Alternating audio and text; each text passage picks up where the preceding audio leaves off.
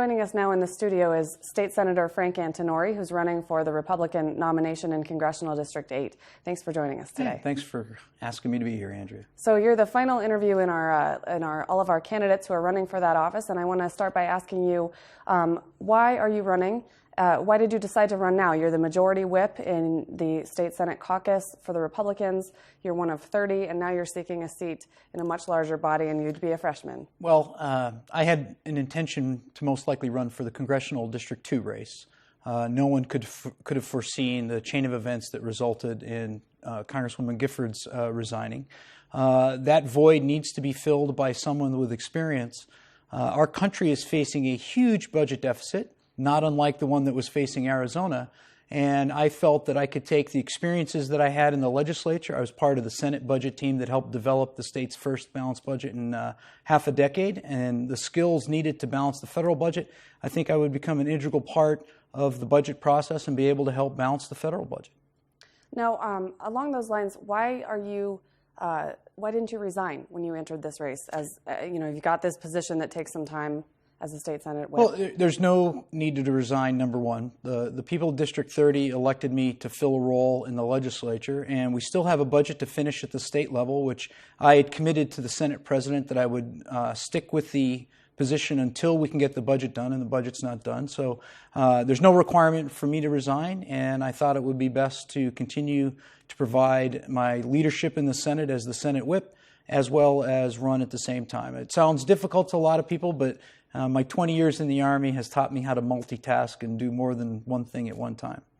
And you're saying that you've got experience with the state budget. Of course, the legislature has to pass a budget every year. What are some specifics of what you did in balancing that budget? Yeah, unlike the Senate in the U.S. Congress that hasn't proposed the budget in over 1,000 days, we in the Arizona legislature are bound by our state constitution to not only provide a budget, but a balanced budget. One of the processes is you establish what your revenue is. And just like every family in America who sits down at the kitchen table to figure out their family budget, they look at what their income is. They don't go beyond their means. You could only borrow to a certain point in the private sector before your credit rating goes in the tank and nobody else will loan you money. Well, if the federal government, you have another option. You get to print the money. And we can't do that anymore either. So we have to use some of the practices we used here in Arizona. We cracked the budget open, and we went through the budget line by line, looking for places that there was redundancy, where we had multiple state agencies doing the same thing. We eliminated a lot of those agencies. We consolidated others, and we reduced spending in the areas that we felt we can afford to reduce some spending to get back under that revenue limit. We have to do the same thing at the federal level. We're only bringing in so much money. We have to quit borrowing money from China, and we have to live within our means. Just like every family in America, the government cannot exceed its ability to pay its way. And we're doing that right now, and we need somebody in Washington that can go through that budget line by line if necessary and work with the budget team, including the budget committee chairman, and make sure that we present a budget to leadership and to the president that's balanced and lives within the means and gives us the government we need, not the government we want. What do you think the likelihood is that you could get on a seat on, say, the budget committee? Well, I don't know, because this is a weird situation. So you're not exactly a freshman. You're like a quarter freshman, because basically a quarter of the term there would be left. So I don't know what the leadership in the U.S. House would do, what the Speaker would do with regard to committee assignments. I would, of course, lobby really hard to try to get myself on either the Armed Services Committee or the Ways and Means Committee, which are very influential with regard to the budget and also with regard to appropriations, because one of those things is necessary to protect the military installations here in southern Arizona, and being on the Armed Services Committee is key to protecting Davis-Monthan and Fort Huachuca, which I know is critical to southern Arizona. Now, we haven't seen any independent polls in the race since the special election was called. How would you say the race is going so far? It's going very well, gauged by the behavior of my opponents. They are all aggressively campaigning. We're all aggressively campaigning. We have internal polling that shows us in a pretty good position, and we are positioned well to continue on a trend that will likely lead us to victory, starting with the early ballots at the end of this month, and then, of course, the election on April 17th. And of course, in a field of 4, that's kind of a lot of choices for voters. A lot of you have military, well, Sure. 3 out of the 4 of you have military experience. How are you setting yourself as a standout candidate? Well, it's really quite simple. There is no one in this race that has the background that I have and the experience that I have. We all have got nifty little resumes, but I've got something that no one else has. I've delivered results. When I campaign, people know that when I commit to a certain issue or I come down on a certain policy, when I get elected, I deliver. And I've done that in the legislature. I campaigned 2 years ago, and I told the constituents in my district, you vote for me, I will go to Phoenix, and I will balance the state budget. I delivered on that commitment.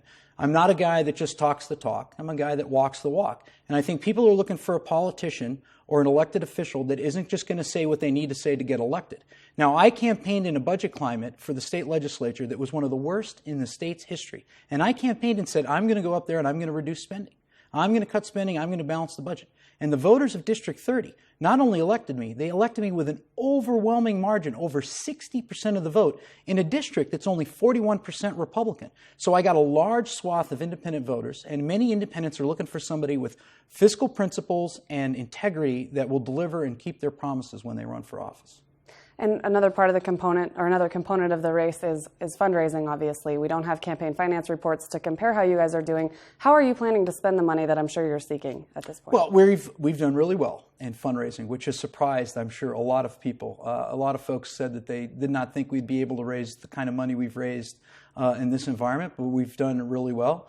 And we've allocated our money in a strategic way that I'm not going to tell my opponents that will help us win this special election, both in the primary and the general. And a question we've asked all 4 of the candidates that I want to ask you, why are you running an 8 and 2 instead of maybe saving up your time and your resources and your volunteers just to run in 2? Well, first of all, Arizona needs strong, aggressive representation in Washington. We have a budget process going on in D.C. right now.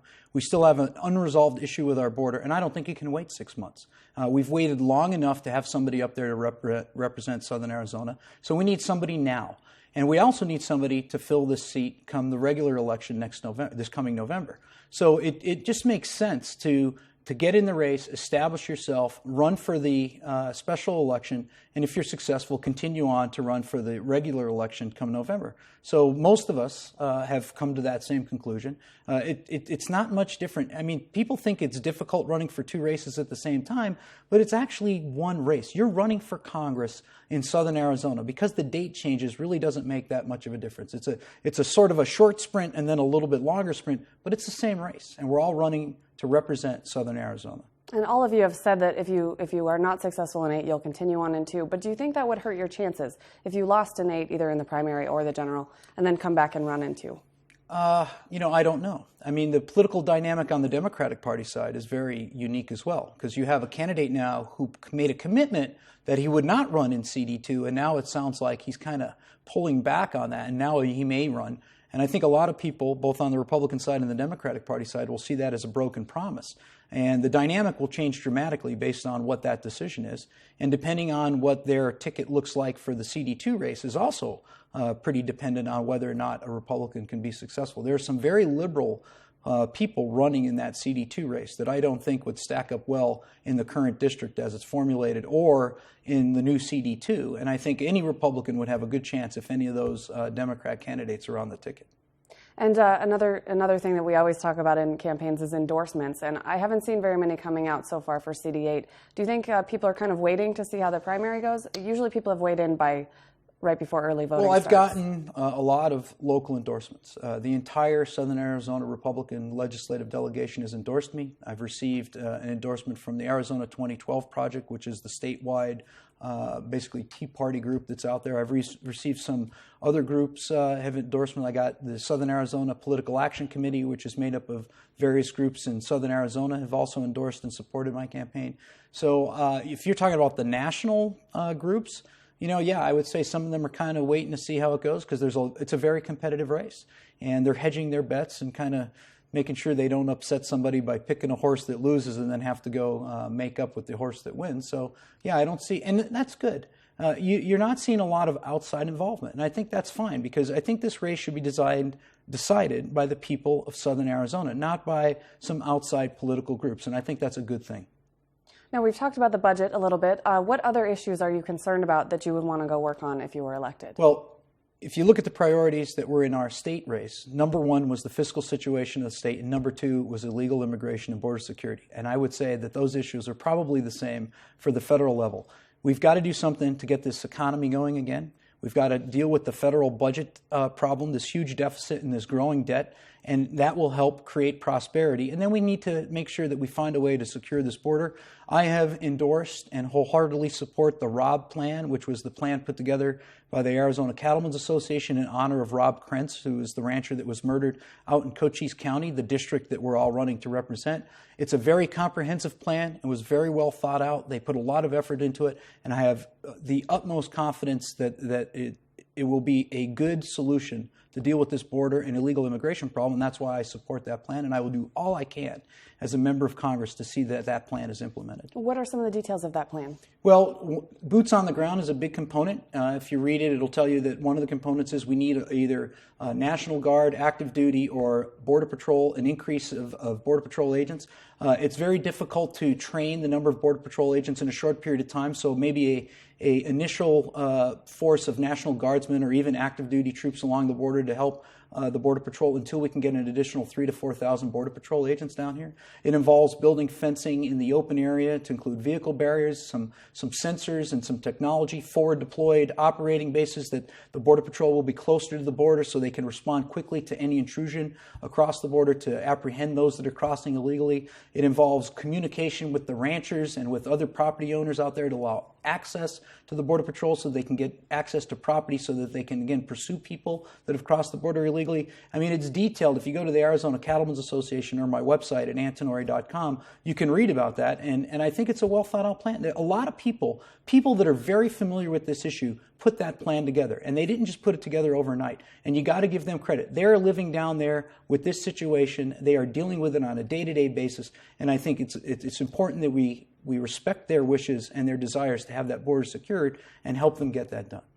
And I think you were the first candidate on the airwaves with a radio ad in this race. Since then, now Dave Sitton has come out with a television ad. Any plans for more ads? Well, yeah, we have plans for more ads and a few other things too. It's again, we're coming into the home stretch where you'll see, I'm sure, a lot of people coming out with a lot of different things towards the election day. And again, I just tell you, wait and see. The best is yet to come. All right. Well, thank you so much for joining us today. Thanks, Andrea.